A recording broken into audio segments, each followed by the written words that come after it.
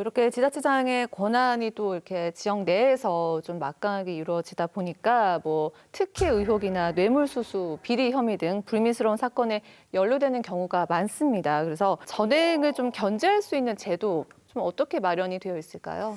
기본적으로는 자치단체장을 견제하고 감시하는 역할이 우리가 지난 시간에 다뤘던 지방의원들에게 있습니다. 그런데 전국 동시지방선거로 치러지다 보니 자치단체장과 지방의원의 소속 정당이 같은 경우가 많습니다. 이렇게 되면 공천하는 지역의 당협위원장, 국회의원의 입김에 의해서 좌우되다 보니까 이 자치단체장의 허물을 좀 발견했더라도 그 정도는 그냥 넘어가지. 이런 경우가 많다 보니까 이 감시와 견제 기능이 제대로 좀 이루어지지 않고 있는데요.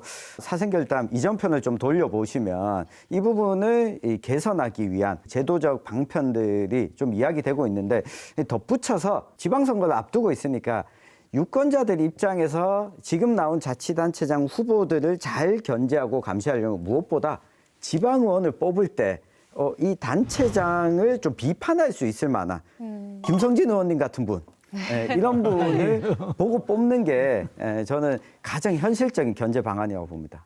이제 단체장을 견제하고 감시할 수 있는 제도적 장치는 충분히 있어요. 상부 기관에 의한 감사, 또 감사원에 의한 감사, 이것도 있을 수 있고, 의회에 의한 견제, 감독, 이것도 가능하고, 언론에 의한 견제와 감시도 또 충분히 있을 수 있고, 또 시민단체 역시도 그런 견제와 감시 역할을 하는데, 이런 견제와 감시 역할을 하는 기관이나 단체나 또 언론이나 이런 쪽이 제 역할을 못하는 부분들이 상당히 많아요.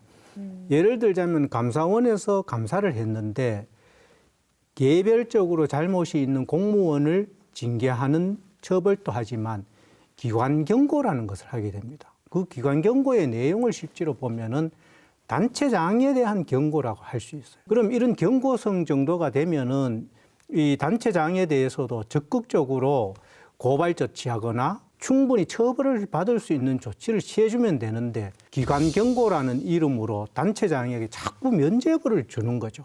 거기다가 단체장 입장에서는 언론이나 시민단체도 한편으로 예산을 조금씩 나눠주면서 서로 공생관계로 만들어 가버리니까 시민단체의 역할, 언론의 역할도 정말 중요하다고 합니다. 예.